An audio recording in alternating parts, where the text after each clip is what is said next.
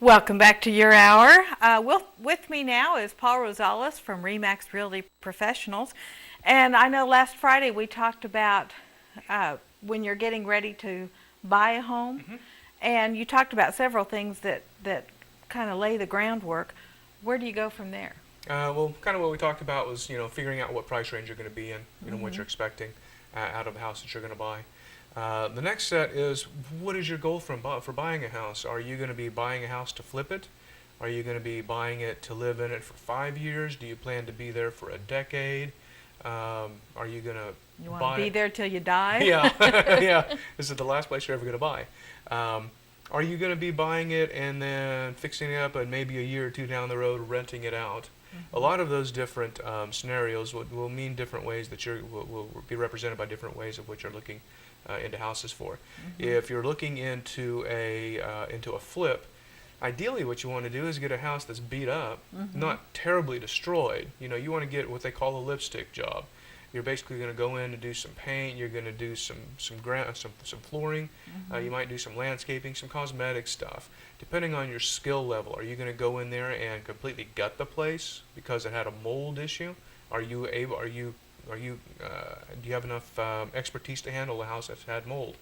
And with mold, you got to tear out a lot of the sheetrock and things like that. Whereas if you're just going in for a lipstick job and you want to do a quick flip, there's a lot of different things for what you're looking for.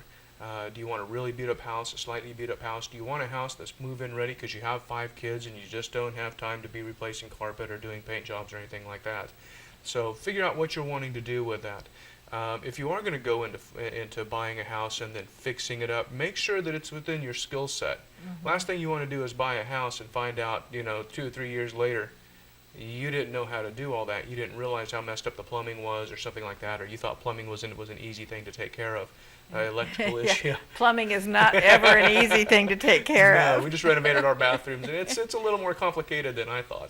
So I kind of speak from experience, going through the renovation on the bathroom. I'm handy enough to do a lot of the cosmetic stuff, but when it gets right down to the finishing touches on something as complicated as electrical or as plumbing, it's a good idea to have a plumber come by and at least check out what you've done before you start flushing toilets. Make sure everything's good to go.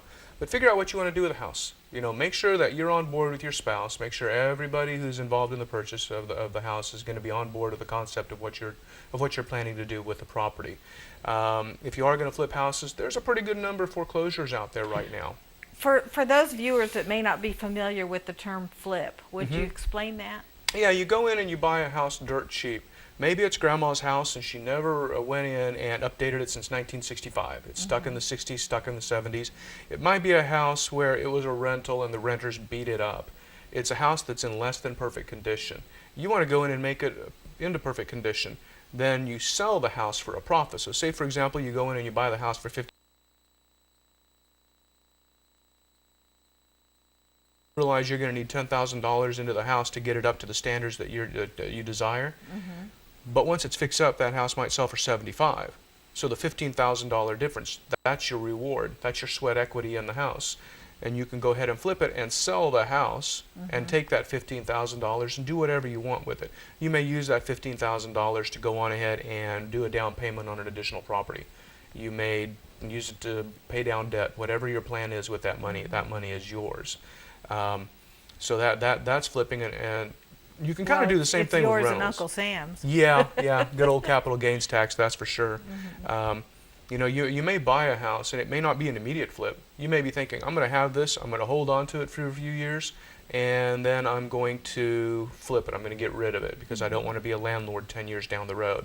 And a lot of different people do different timelines for what they're planning to do. You may be somebody who wants to do something real fast, and all of a sudden, within 3 or 4 years, you've got 10 properties. If you have the time and the expertise to fix up properties like that, then that's not a bad thing to do because you're basically having other people pay down your debt for you on those houses. Kind of similar like what Donald Trump has done.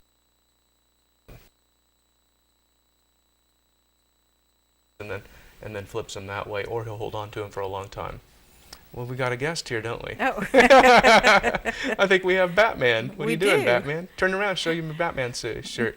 Who are you?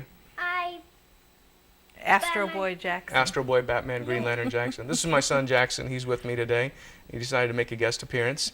But this is a good example. Good cue, son. What you can do with flipping a house is if you have a child and you want that child's college to be paid for, you buy a house, say just a small house, $30,000 or $40,000 on a house. You hold that house for 18 years. At the end of 18 years, you're probably going to have it paid off. When it's time to send the child at this age to college, then you sell the house. can sell it. But if you sell it, you have capital gains, is my understanding. I'm not a tax expert, so whatever I'm telling you, make sure you pass it through your tax expert before you go on ahead and make the jump. It's my understanding that if you sell it, you pay the capital gains tax on it. However, if you borrow against it, you don't pay the capital gains tax on it. You simply add debt back onto the house and let it get paid off again over the next 5, 10 years, depending on however long your debt's in there, how big the debt is you have for taking to sending a child to college. Right. But that's a good example of what you can do with young children.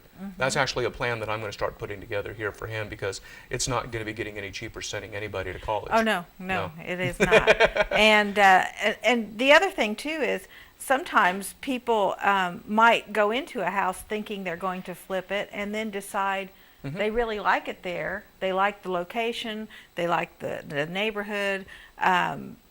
They like the house itself, and they decide to stay.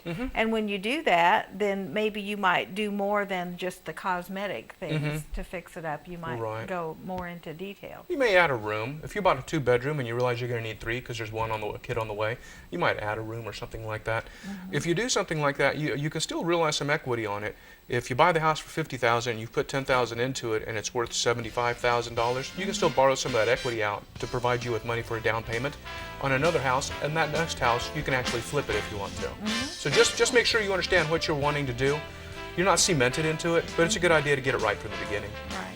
Well, Paul, thanks for joining us today. Thank you. We'll see you again next week. Maybe Jackson. And we'll be back with 43 Reports with R.J. Dickens, I think.